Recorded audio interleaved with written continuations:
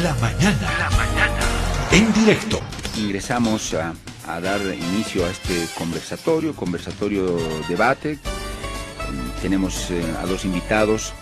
Está Canela Crespo, que es candidata a diputada plurinominal por el Departamento de La Paz, por el Movimiento al Socialismo Más.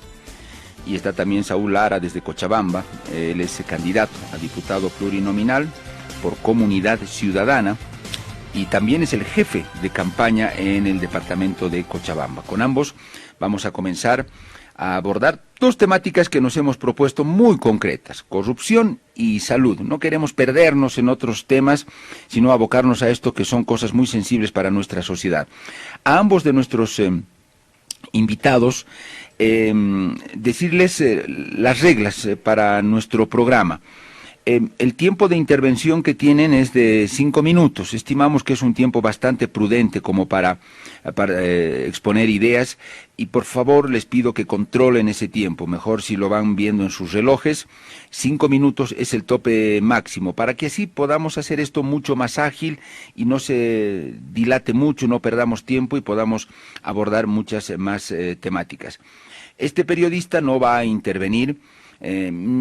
Quién sabe, ni siquiera con preguntas, una que otra tal vez sí, pero la conversación se va a ir desarrollando en la medida que ustedes vayan lanzando las distintas temáticas sobre la mesa. Yo haré algunas acotaciones que pudieran ser necesarias para la mesa, para la conversación, pero nada más. Esa va a ser mi tarea, ordenar el orden de la palabra. Y nada más. Entonces les pido ser muy cuidadosos en el uso del tiempo, por favor. Vamos a comenzar con la temática de corrupción. Canela Crespo, del MAS. Canela, hay varias aristas, varios ángulos desde los cuales se puede comenzar la lucha contra la corrupción. Seguramente hay muchos, pero en lo concreto, en la oferta de gobierno, en el plan que tienen ustedes, ¿cómo piensan luchar contra la corrupción? ¿Cuáles son los primeros pasos que piensan dar? Reitero, el cómo es lo que queremos saber acá y hablar sobre eso. Canela, la escuchamos, tiene sus 5 minutos, por favor. Mire, primero yo creo que nosotros estamos necesitando con urgencia un diálogo auténtico, un diálogo responsable entre las instituciones del Estado, específicamente el gobierno y la sociedad, ¿no? O sea, que se desarrolle además en un ambiente ético, de confianza, ¿no? Para que establezcamos compromisos orientados al logro del bienestar común en general, ¿no? Yo creo que los componentes en este momento para impulsar la transparencia en la gestión pública son, primero, el acceso a la información; segundo, el control social; y finalmente ya un componente ético, ¿no? Que va ligado a la rendición de cuentas públicas.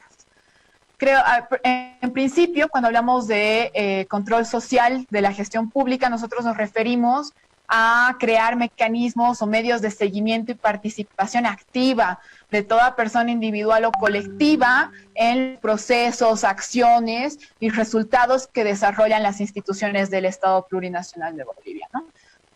Sí, para el logro de sus objetivos, pero tiene que haber un control social.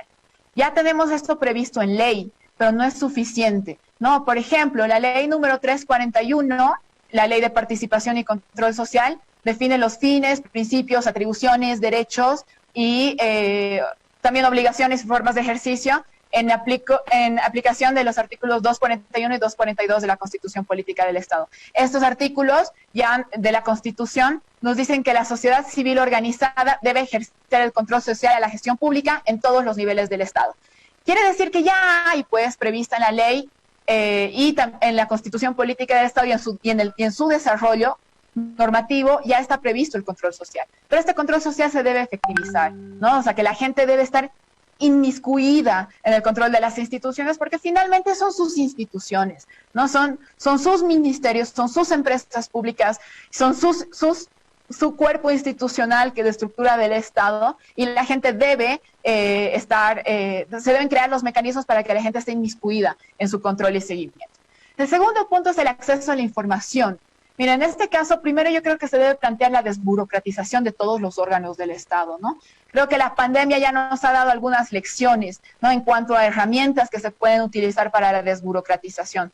Por ejemplo, no puede ser, pues, que los bancos abran cuentas de ahorro, cuentas corrientes por WhatsApp y que el Estado, que tiene más herramientas, más capacidad para hacerlo, no esté utilizando estas herramientas, ¿no? El Estado debiera utilizar estas herramientas no solamente de mejor manera, de manera más efectiva, más eficaz, sino también de forma más segura, ¿no? Ya con un sistema digital desburocratizado de todos los órganos del Estado, se debe asegurar la posibilidad de abrir la información para todas y todos, ¿no? Que tengamos acceso a la información, creo que es una parte fundamental para transparentar la gestión pública. Y el tercer punto es la rendición pública de cuentas. Va muy ligado al anterior, porque ya por ley cada ministerio, cada institución pública debe rendir cuentas a la sociedad de forma pública, ¿no? Sí se han realizado muchos eventos en los últimos años en los que ministros, viceministros, directores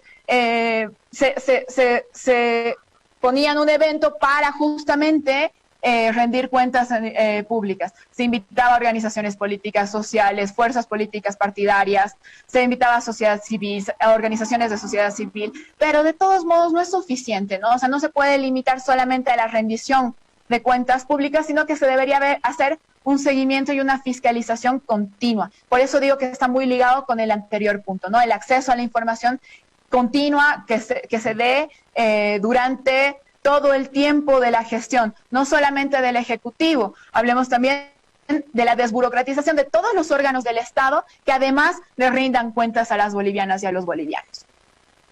Muy bien, Canela. Saúl Lara, la lucha contra la corrupción, ustedes tienen diseñado un plan muy concreto, con pasos muy claros que van a comenzar a dar desde el día que pudieran llegar a la presidencia. Saúl, tiene sus 5 minutos, adelante, por favor. Bueno, creo que el país está atravesando una triple crisis, ¿verdad? La crisis en el ámbito de salud, que la acera toda la familia boliviana, una crisis económica ligada, por supuesto, con consecuencia de la crisis política, y una crisis en el ámbito de la corrupción, que es un tema que debe ser encarado, nuestro entender, de manera inmediata, firme, negociable, con actitud, voluntad y decisión política. Para nosotros el tema de corrupción en lo general significa transparencia y gestión. Es prioritario cambiar el funcionamiento del Estado y de quien lo gobierna, es decir, el gobierno que será a cargo a partir de, en este caso, del 10 de diciembre. Planteamos un gobierno digital, un gobierno en línea, una gestión transparente y una revolución y actualización en tiempo real de la información estatal y de la gestión administrativa sin burocracia. ¿Qué queremos decir esto? Hoy en día los medios tecnológicos nos permiten acceder y tener la información en tiempo real. Esta pandemia, si algo ha servido, es, ¿no es cierto?, el uso de alguna manera masivo de los medios digitales que nos permitan tener información, que nos permitan tener reuniones, que nos permitan interactuar. ¿Cómo no vamos a poder tener una información de la gestión en términos reales? Gobierno en línea, que quiere decir que cualquier ciudadano puede acceder a la ejecución, a la licitación, al desarrollo, ¿no es cierto?, del POA, de los planes, de licitaciones, de las compras, de los activos, etcétera, etcétera, etcétera. A eso le llamamos, ¿no es cierto?, gobierno en línea, donde todo el manejo, ¿verdad?, administrativo, económico y financiero de todas las instituciones del Estado, sin duda, ¿verdad?, puedan ser transparentes y cualquier ciudadano, no solamente autoridades, parlamentarios, etcétera, etcétera, puedan tener acceso a esa información. A ello le llamamos, ¿no es cierto?, gobierno en línea, a ello le llamamos gobierno digital. Otro de los problemas que, ¿no es cierto?, hemos identificado y que necesita ser encarado de manera inmediata es la coordinación que debe existir entre los niveles, entre los distintos niveles de la organización del aparato estatal. Y esto significa respetando la autonomía entre los 3 niveles del Estado, entre la autoridad del gobierno central, entre los gobiernos departamentales y los gobiernos municipales. Esta coordinación nos parece vital, nos parece importante para generar condiciones de confiabilidad, pero también condiciones, ¿cierto?, que nos permitan una gestión transparente.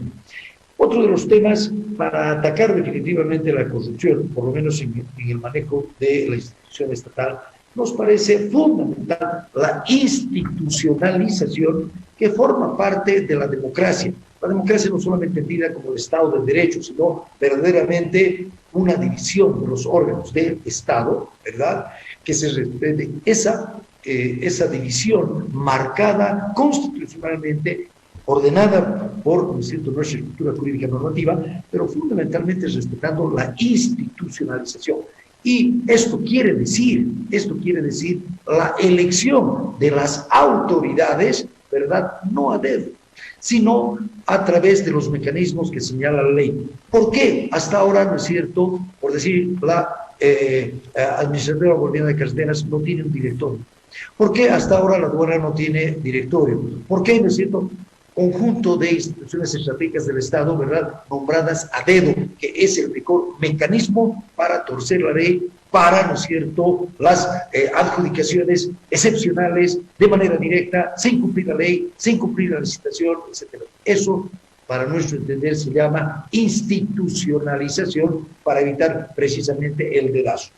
El otro mecanismo muy concreto y puntual, sin duda, es el de la prevalencia de la meritocracia para el acceso a la administración pública. ¿Esto qué significa? Que hay que desechar el carnet como el ingreso, el mecanismo, el único resorte para, ¿no es cierto?, ocupar un cargo público, donde debe restituirse el principio de la institucionalidad, de la idoneidad, de la capacidad, por supuesto, del servidor público. Es ese otro vector, el otro mecanismo, sin duda, que alienta a los procesos poco transparentes, oscuros, por gente que no reúne las condiciones mínimas. Sin duda que esto está marcado por la ley, de un modo general, que hay que reformar, que hay que mejorar, que hay que actualizar, sin duda alguna, pero cuando hay voluntad política para cumplir y someterse a la norma, sin duda alguna, ¿verdad?, estos mecanismos van a tener sus resultados en el plazo más breve posible. Muy bien. Conceptualmente, sí. Muy bien, Saúl, sí, se cumplieron los 5 minutos. Bueno, ustedes han explicado en términos generales cómo, a través de qué habría que luchar contra la corrupción. Canela Crespo señala que el acceso primeramente, un diálogo franco entre las instituciones del Estado, que es importante, entiendo que a manera de una evaluación, un diseño de estrategias, no lo sé. Luego Canela Crespo habló del acceso a la información, que es muy importante, y la rendición de cuentas. Saúl Lara habla del gobierno digital, el gobierno en línea, transparencia, acceso a la información en tiempo real, coordinación entre subniveles de gobierno central, gobernaciones y municipalidades, la institucionalización y la meritocracia. ¿Qué hacer con la corrupción en la justicia? Algunos dicen, pero bueno, mientras diseñamos estrategias de lucha contra la corrupción, los corruptos que están en la justicia van a seguir operando. Por supuesto que no ponemos a todos en la misma bolsa. Sabemos que hay jueces, no sé si muy poquitos, pero muy dignos, muy profesionales, fiscales lo propio, pero hay otros que son demasiado corruptos. Y la pregunta de la gente, de la población es, mientras tanto con ellos, ¿qué se hace? ¿Siguen operando, siguen lucrando, siguen enriqueciéndose, siguen cobrando por tarifarios, fallos, sentencias y demás cosas, consorcios de jueces y abogados? La gente quiere saber con ellos qué se hace. Mientras se va trabajando con estas cosas, sí que me parece bien, pero en lo otro, ¿qué es lo que se hace? Justicia, algo que le duele cada día a la gente. Hoy probablemente un juez ya cobró algo. Hoy probablemente a esta hora un fiscal está haciendo algún negocio. Está cerrando un trato en su oficina, en algún café, en algún restaurante, en algún lugar. Está recibiendo miles de bolivianos o dólares o lo que sea para direccionar una investigación, y si es un juez para... Eso me atrevo a decir que es seguro, que es muy probable que en algún lugar del país eso esté ocurriendo en este momento en el que estamos hablando sobre el tema. Y sobre eso quiero hacer énfasis. esto que le duele cada día a los litigantes: justicia, corrupción, tamaño de la billetera, jueces, fiscales que tienen precio, que tienen tarifario, y eso lo sabemos todo. Canela, contra eso, ¿qué es lo que van a hacer y cómo? Primero, a mí me hace mucho ruido cuando el señor Lara u otros candidatos de Comunidad Ciudadana y el mismo Carlos Mesa hablan de crisis de la corrupción, ¿no? La crisis, por definición, es una situación, un momento coyuntural específico que es decisivo y que pone en peligro el desarrollo de un asunto o de un proceso. Esa es la definición de la palabra crisis. Hablar de crisis significa que ha habido un momento en el que ese algo estaba bien y que dejó de estar bien para entrar en esta situación grave y decisiva. Eso no es así, ¿no? La corrupción viene heredada por los sesgos institucionales que tiene el Estado en sí mismo. Por ende, hay que tratar también el tema desde lo estructural, ¿no? O sea, no podemos decir que solamente el gobierno del MAS ha sido corrupto o que se ha profundizado la corrupción en el gobierno del MAS, cuando todos sabemos que la corrupción ha sido parte de los gobiernos de nuestro país históricamente, ¿no? Incluso el señor Saúl Lara ha sido ministro del gobierno de Carlos Mesa, tú lo decías, Pedro, a un principio, y todos sabemos que ha sido durante ese gobierno que se firma un decreto que instruye la quema de informes de gastos reservados, con el objetivo, como dice supuestamente la ley, evitar la discrecionalidad en su asignación. O sea, es decir, los bolivianos y las bolivianas nunca nos vamos a enterar en qué se ha gastado, dónde se ha ido ese dinero. No podemos hablar de crisis de la corrupción porque es un problema estructural que nos tiene en vilo desde siempre. Históricamente es un problema en nuestro país y en el mundo entero. Ahora, sobre la justicia. Creo que uno de los temas más importantes y de las deudas históricas de todos los gobiernos es justamente la reforma de las instituciones que se hacen cargo de la administración de justicia, ¿no? En ese sentido, nos tenemos que preguntar si las instituciones que están a cargo en este momento de la administración de la justicia están funcionando, ¿no? Están siendo eficientes en sus atribuciones y obligaciones. Tomemos el caso en específico, por ejemplo, del Consejo de la Magistratura, ¿no? Esta institución debiera gestionar los recursos del órgano judicial, debiera también evaluar el desempeño y sancionar a los jueces corruptos. ¿Acaso funciona? No ve. Entonces, creo que esta institución ha generado una burocracia tan pesada que se come primero todos los recursos del órgano judicial. Por ejemplo, gestiona derechos reales. Todos sabemos lo que es hacer un trámite pequeño, por muy pequeño que sea en derechos reales. Y al mismo tiempo, el Consejo de la Magistratura designa a los jueces. ¿Ustedes creen que una institución que designa a los jueces los puede sancionar? No, yo creo que hay que repensar el rol constitucional del Consejo de la Magistratura. Tenemos que tener en la siguiente gestión legislativa una discusión seria y honesta sobre el rol constitucional de algunas instituciones que no están funcionando, ¿no? Debemos repensar la institucionalidad de estas instituciones y elaborar un mecanismo disciplinario que evalúe el desempeño de los jueces y los sancione de ameritar el caso. Incluso creo que si se repensara esta institución, los recursos económicos del órgano judicial se podrían reconducir a, por ejemplo, tener muchos más jueces, no solo los 1.100, 1.200 que existen en este momento, que sean mejor elegidos y que sean más eficientes. Ahora, ya entrando de pleno en la elección de los jueces, creo que la propuesta en este sentido debiera apuntar a que los colegios de abogados, las universidades públicas y la sociedad civil en general hagan procesos meritocráticos para seleccionar a jueces, que sería mucho más interesante que los consejeros los designen prácticamente a dedo, ¿no? Por eso estábamos planteando esta reforma institucional de, por ejemplo, el Consejo de la Magistratura. Ahora también, ya lo decías tú, Pedro, como hay buenos jueces, hay malos jueces. Como hay malos jueces, hay buenos jueces, ¿no? Hay más de 1.100 jueces en este momento y no todos son corruptos. Pero es verdad también que a muchos se los ha encontrado infraganti y hay que hacer una estigmación. Hay que salir de la estigmatización de la justicia y de sus administradores, que sin duda responde a una realidad específica en este momento.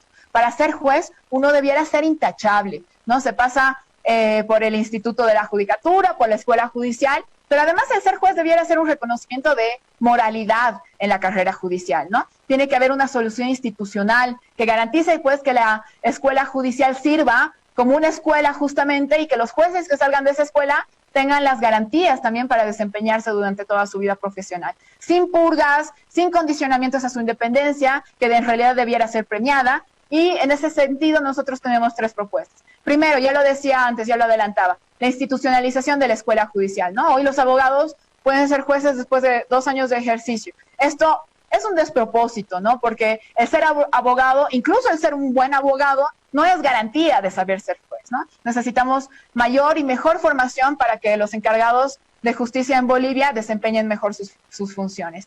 Segundo, la función del juez debe estar protegida por el tiempo de ejercicio, ¿no?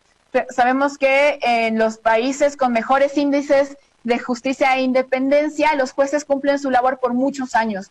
En Bolivia solo duran entre 2, 4, 6 años, y eso no significa que vayamos a convertir, a generar un reinado de los jueces, ni mucho menos, ¿no? Se debe volver a la propuesta de tomar evaluaciones de desempeño, y en este momento la resistencia permanente a estas evaluaciones es un paradigma que sin dudas hay que romper. Y finalmente, salario y jubilación digna a los jueces. Lamentablemente son los jueces bolivianos tienen uno de los salarios más bajos de la región, incluso por debajo de Haití en este momento, y esto no puede seguir siendo así, ¿no? Tiene que haber una institucionalización de la educación para que sean jueces, pero también de la carrera judicial con dignidad. Garantizarles realmente que puedan desempeñar sus funciones en las mejores condiciones. Esto pasa sin dudas por el presupuesto asignado que en este momento lo maneja el Consejo de la Magistratura, pero pasa también y sobre todo, creo, por un seguimiento y fiscalización a los recursos que ya están asignados por parte del Tesoro General de la Nación, y que tenemos que asegurar también desde la gestión legislativa siguiente que sean efectivos, que sean eficaces, y hacer una fiscalización continua. Muy bien, Canela. Saúl Lara, los jueces, fiscales, corruptos, los que lo son, porque seguramente hay otros que no lo son, y son dignos administradores, operadores de justicia, pero los que están operando en este momento, muchos dicen que son hartos, que no son pocos los que están operando, lucrando, a los que han mercantilizado la justicia. Concretamente, ahí, Comunidad Ciudadana, ¿qué propone? ¿Qué hay que hacer para frenar eso en este momento? Saúl tiene sus 5 minutos. Primero, una consideración. Un poco más la colega nos dice que la justicia en el país es una maravilla. Cuando todas las mediciones de organismos internacionales, llámese el PNUD, llámese, ¿no es cierto?, mediciones de instituciones públicas y privadas, nos dicen que el 85% de la población de la ciudadanía boliviana considera que la administración de justicia no es confiable, que la administración de justicia, ¿no es cierto?, está plagada de un sistema, ¿no es cierto?, corrupto, prebendal, que no hay ninguna garantía de seguridad jurídica para el litigante, ni, ¿no es cierto?, en ninguna de la estructura jurisdiccional de nuestro país. Y no lo digo yo, no lo dice Comunidad Ciudadana, son datos objetivos. Tú mismo, cuando señalabas, decía, ¿alguien tiene algún litigante por ventura? ¿Tiene alguna confianza en que su proceso, en su patrocinio, en su derecho de, ¿no es cierto?, plantear una administración de justicia, confía en la actual administración? Definitivamente no. Todas las instituciones públicas, privadas, de la propia administración de justicia, del propio Poder Judicial, nos están diciendo que aquí hay una gravísima crisis de confiabilidad, de poca transparencia, de poco contenido ecuánime en la administración de justicia. Segundo, está claro que, ¿no es cierto?, hay que resolver este tema, que no es un problema de gobierno, y en eso sí coincido con Canela, es un problema, ¿no es cierto?, de Estado, y hay que encararlo, ¿no es cierto?, desde una óptica diferente. Comunidad Ciudadana plantea, ¿no es cierto?, 5 pasos o 5 mecanismos. El primero, con la actual cabeza del órgano judicial no se puede garantizar ningún proceso positivo. En consecuencia, Comunidad Ciudadana está planteando el estricto apego a la norma y a la ley, ¿no es cierto?, que esa gente que ha sido elegida inconstitucionalmente con apenas el 40% de quienes fueron a elegir el soberano, ¿verdad?, son las actuales autoridades o los magistrados de la actual Administración de Justicia o de la cúpula del Poder Judicial. Segundo, planteamos sin duda, ¿no es cierto?, que hay que recuperar el sentido del escalafón judicial. Tercero, aumentar el presupuesto de la justicia, que yo decía ya en un programa y que coincidimos con Canela esta mañana. Bolivia tiene uno de los presupuestos más bajos de Latinoamérica que, ¿no es cierto?, otorga al Poder Judicial. De los más bajos, apenas 1.30 y tantos %. Muy diferente con, ¿no es cierto?, el mecanismo comparativo de los países vecinos, de los países de Latinoamérica.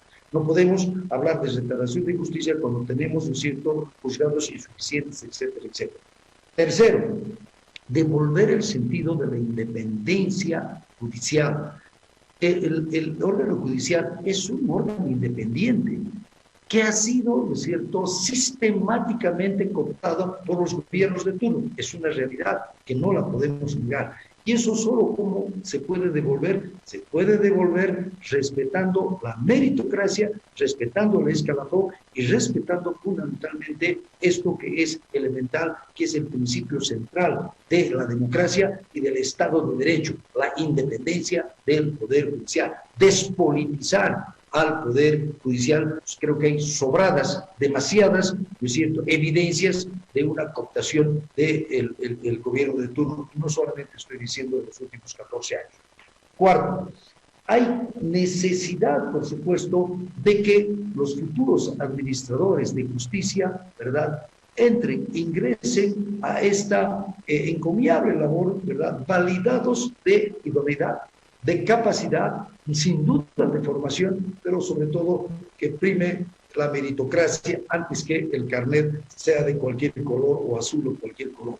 Creo que con estos 4 mecanismos podemos devolverle la institucionalidad, la independencia al Poder Judicial, pero sobre todo devolverle la confianza a la ciudadanía, devolverle la garantía al litigante y a quien de manera oportuna pretende que sus derechos puedan ser, ¿verdad?, protegidos por el sistema de la Administración de Justicia. Bajo las actuales condiciones, eso simplemente no es posible. Y me sorprende diciendo que, bueno, hay algunos casos aislados, cuando el 85% de la población, mediciones del PNUD, mediciones de las universidades, mediciones académicas, están diciendo uno de los problemas centrales que tiene el Estado boliviano, la ciudadanía boliviana, es la total desconfianza en la administración de justicia. Esto no se puede ocultar, ¿no es cierto?, el sol con un dedo. Si no tomamos decisiones radicales que van más allá de un gobierno, son políticas de Estado que hay que, sin duda, construir. La Comunidad Ciudadana está planteando estos 4 pasos de manera concreta, objetiva, directa, rápida, en un proceso que sin duda va a llevar todavía un tiempo. El día de mañana vendrá otro mecanismo, sin duda habrá que revisar esta situación de la elección. Yo les digo, todos nos alegramos cuando el MAS planteó, ¿verdad?, la elección por voto directo. Ha sido bueno. Nos dijeron habría que teñir la administración de justicia de poncho y de pollera. ¿Cuál es el resultado? El resultado ha sido peor. El resultado ha sido un fracaso. Si no somos capaces autocríticamente de reconocer nuestros errores, simplemente vamos a persistir en un problema que sin duda es estructural y que sin duda debemos cambiar para bien de la ciudadanía y de Bolivia en su conjunto. Muy bien, Saúl. Bueno, hasta el momento yo me declaro insatisfecho con las respuestas que me han dado, porque en lo concreto no veo exactamente qué se hace con jueces y fiscales corruptos que están operando en este momento. Canela se aproxima un poco y dice, hay que evaluar. Tal vez en la próxima ronda podemos entrar en mayores detalles. Lo más cercano que veo también en Saúl Lara es cambio de los magistrados, pero eso es cambio de las cabezas. 2 veces ya hemos cambiado las cabezas y nada cambió. Entonces yo insisto, me declaro insatisfecho con las respuestas porque no veo en lo concreto jueces y fiscales corruptos que están operando todavía. ¿Qué se hace con ellos? ¿Cómo se hace? ¿Se los evalúa? ¿Cómo se los identifica? Porque en un cajón de manzanas podridas, si quieres salvar a las sanas, tienes que sacar a las podridas. Las tienes que sacar. Si no, se te va a podrir el cajón y toda la cosecha. Canela Crespo, en lo concreto, estos jueces fiscales que operan todavía, ¿cómo los sacamos? ¿Cómo los identificamos? A quienes hacen sufrir a la gente, a quienes le miran la billetera primero en este momento al litigante para determinar un fallo. En esa parte, el incursionar, el intervenir directamente en eso, ¿cómo se hace? ¿O definitivamente no se puede? Canela tiene sus 5 minutos. Mira, yo creo, Pedro, que ha sido un poco injusto cuando has dicho que no te he respondido, porque mira, yo de verdad creo que esto pasa por repensar los roles, las atribuciones, las obligaciones de las instituciones que administran justicia. Yo te he dado el caso en concreto del Consejo de la Magistratura, que tiene como atribución justamente evaluar el desempeño y sancionar a los jueces corruptos, pero además los designa. Y esto no puede seguir siendo así, ¿no? O sea, no puedes designar a un juez y luego demandarle la evaluación y que a nosotros, los bolivianos y las bolivianas, sintamos que esto es un proceso transparente. Creo que estas atribuciones deben separarse, hay que volver a repensar el rol constitucional del Consejo de la Magistratura y hay que salir de ese paradigma que te limita las evaluaciones en cuanto a los jueces. Identificar a los jueces pasa por evaluarlos, pasa por identificar, a los jueces corruptos, pasa por evaluarlos, pero pasa también por institucionalizar su formación para que los jueces que salgan de las escuelas judiciales sean los mejores abogados, las personas más intachables y a quienes se les reconozca pues que en su carrera han sido personas con una muy alta ética y moral, ¿no? Para ejercer como jueces en principio, ¿no? De nuevo, estamos hablando de la institucionalidad de estos entes que administran la justicia, que hay que repensarlo y que hay que reformar. Ahora, también creo que debemos hablar de la descentralización de la justicia, ¿no? El hecho de que haya una reforma institucional de estos entes que administran justicia nos tiene que significar que los recursos sean mejor manejados también, que sean más efectivos y eficientes. Nosotros hemos planteado la descentralización de la educación, de la salud, pero debería ser una meta y no un sueño que en cada municipio, en cada espacio del territorio de nuestro país, las personas puedan acceder a la justicia, ¿no? Creo que, de nuevo, pasa por cuestionar el rol atribuido al Consejo de la Magistratura y a otras instituciones que administran justicia, pero también debe estar a la par de la desburocratización de la justicia, ¿no? Esto de, ya lo decía en la primera intervención, que haya un sistema integral de desburocratización de la justicia que además nos permita a la par abrir la información a todas y todos de qué está pasando con nuestras instituciones, quiénes son los funcionarios públicos, los jueces en este caso, y hacer un seguimiento y fiscalización desde el control social comprometido de la población. Bien, y una última cosa. Sí, adelante. Yo quería hacer una reflexión también con que el ser corrupto, el ser corrompible, no pasa solamente desde la institucionalidad del Estado, ¿no? Pasa también desde la sociedad, pasa desde los cuerpos y organizaciones sociales y organizaciones civiles. Hace un momento escuchábamos en las noticias de la hora que Luis Revilla ya ha oficializado su apoyo abierto a Comunidad Ciudadana. Luis Revilla era parte de Comunidad Ciudadana en las anteriores elecciones, de la Alianza de Comunidad Ciudadana, y después pasa a la Alianza Juntos, en la que todos sabemos además que hacen un muy mal manejo de economía, de la pandemia, que nos han robado en pandemia, y que ahora vuelve a plantear su apoyo a Comunidad Ciudadana. Creo que también, además de lo institucional, debemos hacernos el cuestionamiento e interpelarnos cómo pasan estas cosas desde la moralidad de las personas, ¿no? no solamente Luis Revilla lo hace abiertamente este apoyo, sino también lo hacen otros ministros del gobierno o del desgobierno de Áñez en este caso. Gracias, Canela. Bueno, no sé si yo como periodista de pronto tengo mucha ilusión en que se pueda luchar contra la corrupción, o soy muy ingenuo tal vez en esto de identificar a jueces y fiscales corruptos, pero identificarlos, porque están ahí. Es una tarea imposible. De pronto los políticos me pueden decir, no vas a poder hacer eso, no es posible. Y yo pienso en voz alta solamente, y digo, en ese trabajo de coordinación entre órganos ejecutivo y judicial, señores del Consejo de la Magistratura, trabajemos juntos.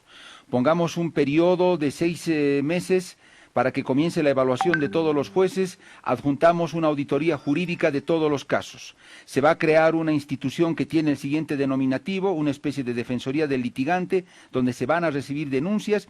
Va a ser un equipo muy bien montado, un ente muy bien montado que va a trabajar en eso y que va a investigar. En eso sí vale la pena gastar toda la plata que sea necesario. Pienso, puedo estar equivocado, pero pienso en ideas y cosas, acciones concretas como esa, cosa que la gente que les está escuchando a ustedes, a Canela Crespo y Saúl Lara, diga, ese señor y esa señora han hablado de una cosa bien concreta que es esta, que me da la esperanza de que ese juez que me cobra y que me soborna y que me chantajea, lo van a detectar en algún tiempo.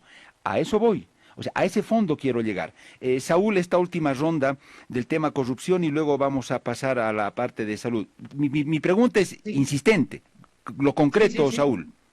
Te he captado perfectamente, Pedro, y yo te pido disculpas y también la ciudadanía si no se me entendió bien. Comunidad Ciudadana está planteando el descabezamiento de la actual Tribunal Superior de Justicia, de Consejo de la Judicatura, descabezamiento del Tribunal Constitucional, descabezamiento del otro tribunal, ¿verdad? Porque ¿quién va a evaluar? Yo estoy de acuerdo que no todos son, pero ¿quién va a evaluar? ¿Van a evaluar ellos mismos los actuales personajes o personeros sobre los que pesan dudas de idoneidad, de transparencia, de favoritismo? Estamos planteando ese mecanismo y serán las nuevas cabezas, ¿verdad?, en un ordenamiento rápido y idóneo, quienes van a evaluar, ¿no es cierto?, aquellos profesionales, que sin duda los hay, ¿verdad?, idóneos, rectos, transparentes, etcétera, etcétera, y sacar de inmediato a quienes, ¿verdad?, hoy en día están lucrando. Yo coincido, creo que tú has dicho muy bien, yo simplemente me he basado en encuestas, en datos, en mediciones estadísticas, y repito que no son de Comunidad Ciudadana, sino son de organismos internacionales serios e instituciones académicas como las universidades, ONGs, etcétera, etcétera. Toda la ciudadanía, cualquier medición que se haga, dice, ¿no es cierto?, que no confía para nada en la administración de justicia porque es corrupta. De manera tal, ¿no es cierto?, que cómo vamos a plantear soluciones sino de esta radicalidad y de este tamaño. Muy bien, Saúl. Ganamos tiempo entonces, vuelvo con Canela Crespo, vamos a cerrar con salud. Lo más rápido que podamos, se mantienen los 5 minutos para cada uno. Canela, la cuestión de la salud. Pienso que desde la gestión, el tema de la gestión de la salud es una de las madres del cordero. Gobernaciones que no tienen plata para salud, pero tienen responsabilidades. Municipios que tienen algo de plata y tienen responsabilidades. Gobierno central, uno tiene un pedacito de la torta, el otro tiene el otro pedazo, el otro tiene el otro y tironean. Todos jalan a su lado, yo aquí, yo allá, yo hago mejor que tú, es que yo no tengo plata, si quieres que haga, dame primero plata, en fin. No sé cómo se va a solucionar eso y pasa por recursos, obviamente.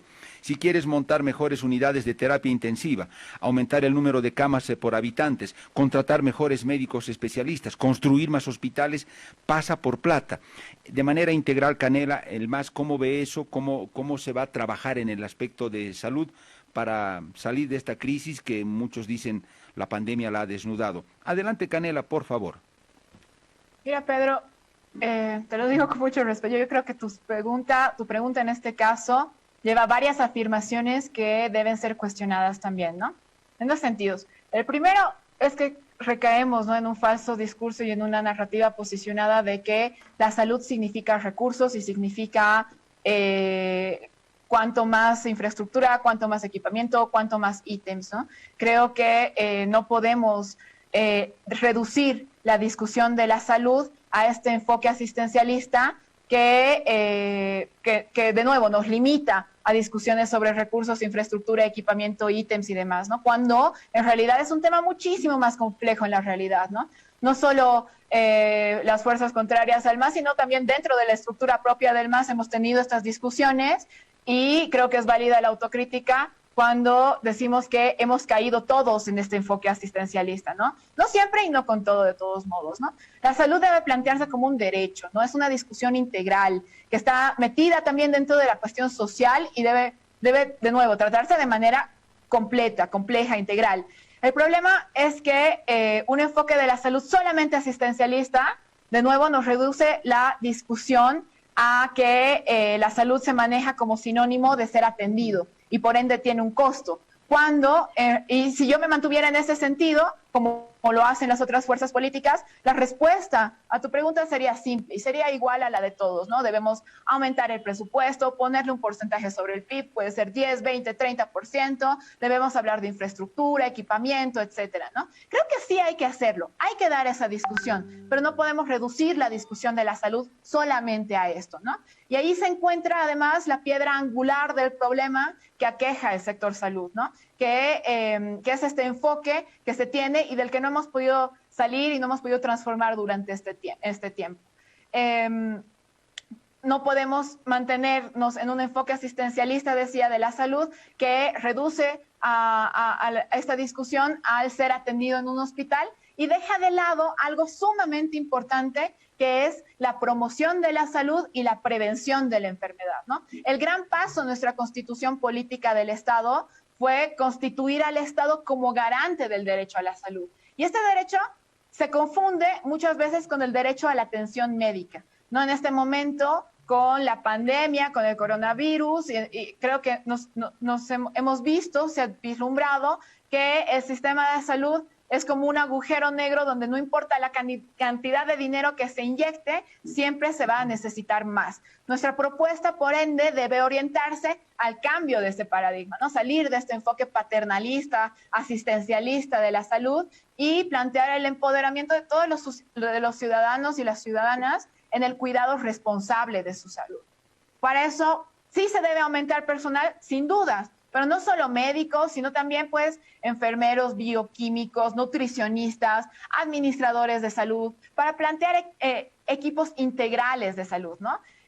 Hablar de salud es también hablar de alimentación, del deporte, ¿no? O sea, debemos garantizar el derecho a la salud y no solo a la atención de la enfermedad, que es sumamente importante. Se necesita también una reingeniería en ese sentido de todo el sistema de salud, empezando del Ministerio de Salud, que está pensado como la dirección de un gran hospital y se limita a eso, ¿no? Ese enfoque del que nos queremos alejar es el que pinta el escenario para lo que está sucediendo en este momento con el manejo de la crisis sanitaria que estamos viviendo. Evidentemente la crisis sanitaria se da a nivel mundial, pero se ha profundizado en nuestro país por el muy mal manejo de la pandemia, ¿no?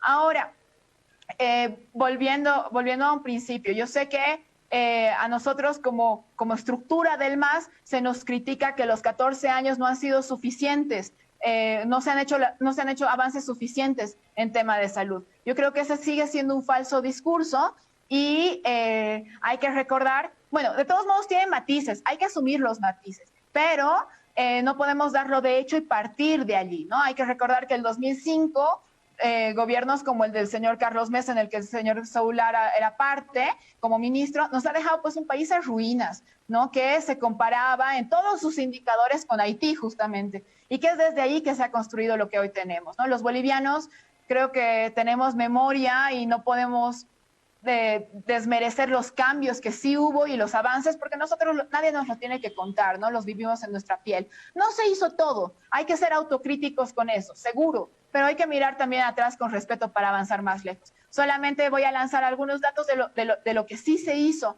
en estos 14 años, ¿no? Por ejemplo, hay 1.030 centros construidos de primer nivel, el 2006, y esto lo hacemos desde el enfoque asistencialista en el que caemos siempre. Los ítems para personal de salud del 2006 eran de 17.175.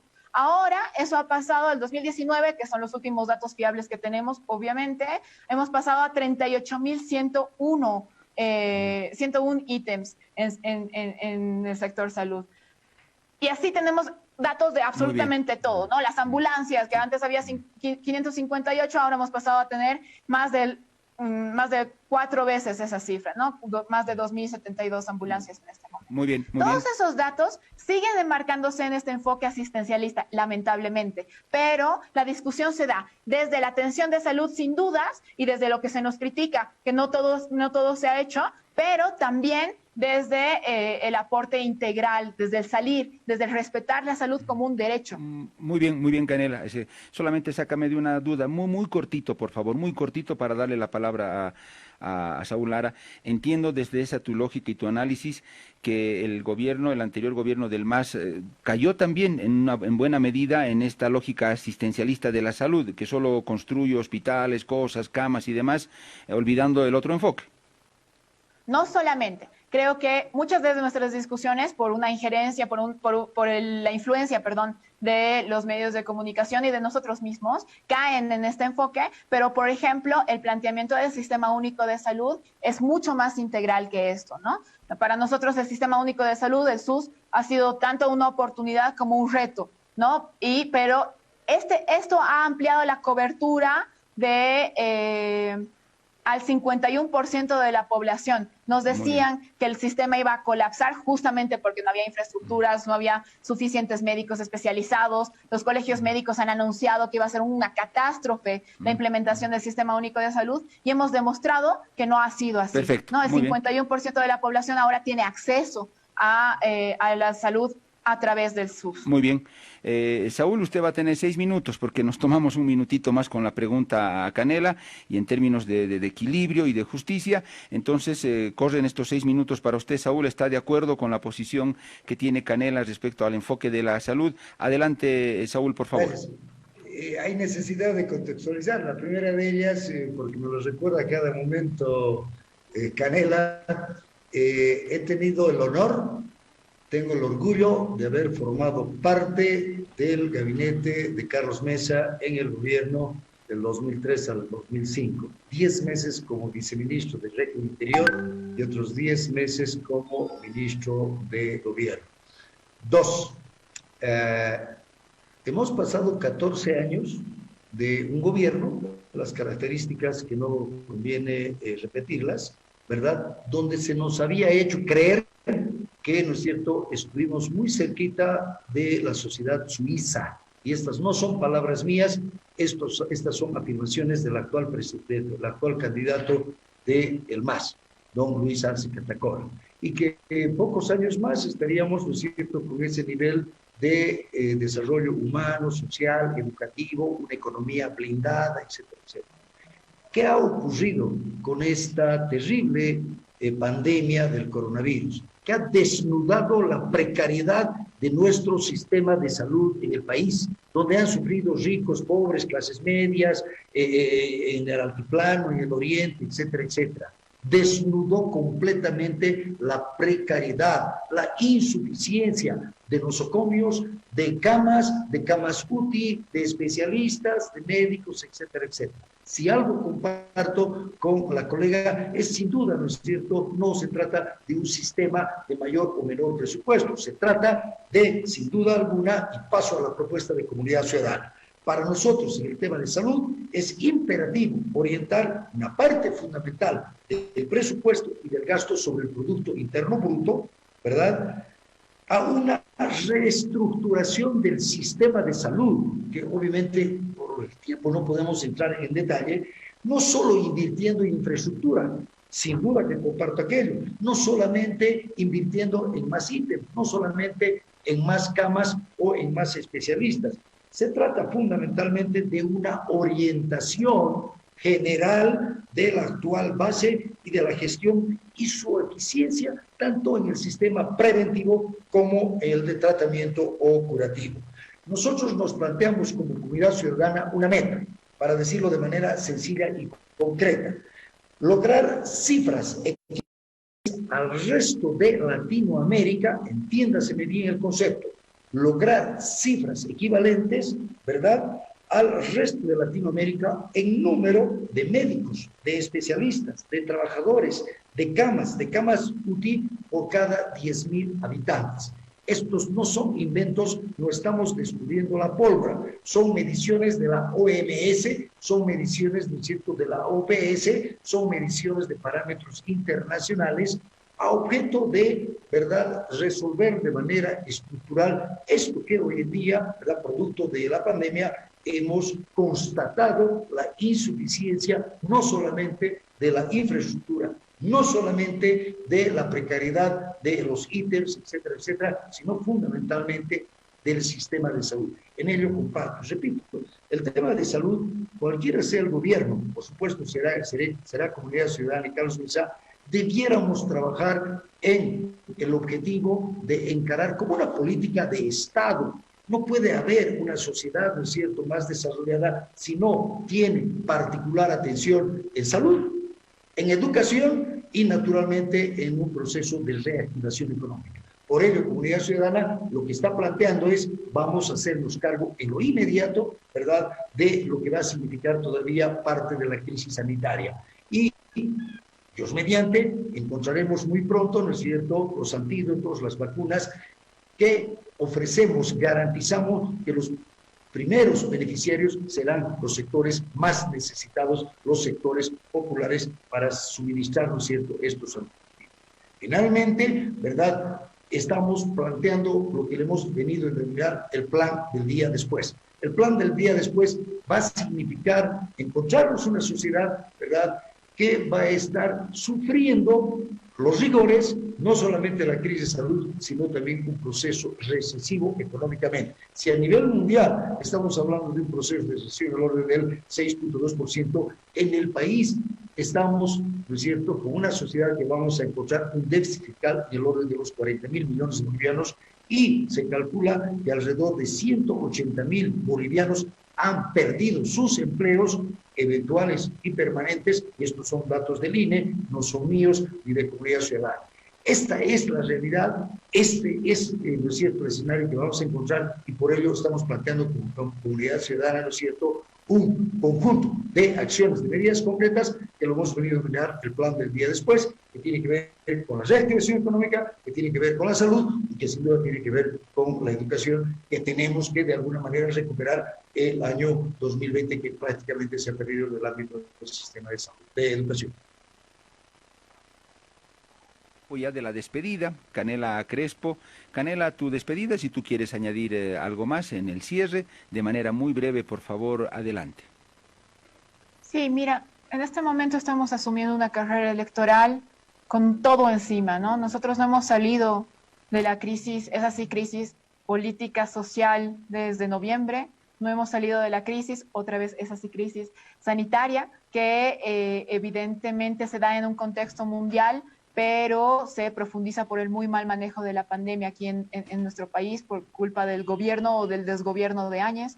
No hemos salido de la crisis económica generalizada, de hecho estamos en puertas todavía de ella, y hacia adelante nos va a significar mucho peso, porque la factura nosotros lo pagamos con nuestras vidas, con nuestros cuerpos. Solamente en los últimos meses, 4 de 10 bolivianos han sido despedidos de sus fuentes laborales. Para nosotros es ese contexto el que debemos superar. Creo que en la siguiente elección, el 18 de octubre, debemos asegurar que el siguiente gobierno tenga los valores suficientes para superar las crisis, para salir adelante, pero también para recuperar, pues, nuestros sueños, nuestras esperanzas, la alegría, para recuperar, y hasta ahora hablo también desde mi ser joven en este caso, recuperar nuestro futuro, ¿no? Creo que el único binomio que tiene los valores suficientes para asumir este reto son Lucho y es David. Creo que debemos apostar por el proyecto popular que se ha construido desde el pueblo, desde nosotros, desde nuestras organizaciones, y dejar de lado el otro proyecto que puede llamarse Comunidad Ciudadana, puede llamarse Juntos, y hemos visto que no tienen ningún miedo de juntarse también entre ellos, puede llamarse Creemos, puede llamarse fundamentalismos religiosos y muchas más cosas, pero finalmente son un único proyecto político. Salgamos de eso, salgamos de las lógicas de la vieja política, de aquellos que nos han dejado esa Bolivia en ruinas de la que nos acordamos desde 2005, y vamos adelante, vamos a salir adelante, y estamos trabajando muy duro para volver, sí, pero con autocrítica y para volver mejores. Muy bien, muchas gracias, Canela Crespo, por tu tiempo, por haber estado junto a nosotros. Saúl, la despedida, adelante, por favor. Muchas gracias, Pedro, y a toda la masiva audiencia de Herbol. Este 18 de octubre tenemos dos opciones. La opción, naturalmente, significa el MAS, que es más de los últimos 14 años, de latrocinio, de corruptela, de fraude, en todo sentido, también en tema de salud, ¿verdad? Y la comunidad ciudadana. Lo que significa la recuperación de la democracia, la recuperación, por supuesto, de la democracia, no solamente entendida como un sistema político, la democracia entendida como una forma de vida sin violencia, con tolerancia, con disidencia, la Bolivia que queremos, de mirarnos sin distingos, ¿no es cierto?, de colores, de regiones, de, ¿no es cierto?, dogmatismos. Creo que Bolivia necesita un nuevo gobierno, necesita vivir en democracia, y eso lo ofrece Comunidad Ciudadana con Carlos Mesa y Gustavo Pedraza, y estoy convencido que este 18 de octubre es el inicio de la solución de esta crisis política, que hay que recordar al pueblo boliviano que estamos acá, ¿verdad?, después de un año, porque el año pasado, ¿verdad?, se anularon las elecciones por el fraude cometido por Evo Morales y por el MAS, y que hoy en día tenemos la oportunidad, la posibilidad, ¿verdad?, de que a partir de este 18 de octubre tengamos la recuperación de una democracia plena, como todos los bolivianos queremos, soñamos y ansiamos. Muchas gracias a ambos. Muchas gracias. Gracias, Saúl. Gracias a Canela Crespo, es candidata a diputada plurinominal por el Departamento de La Paz, por el MAS. Y Saúl Lara, también candidato a diputado plurinominal por Comunidad Ciudadana y el jefe departamental de campaña de ese partido en Cochabamba. Sí, amigos, ustedes han escuchado a criterios de representantes de estas fuerzas que están pugnando por la presidencia en nuestro país. Hemos enfatizado el tema corrupción.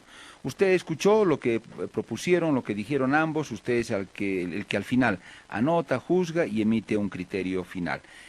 Hacemos la pausa.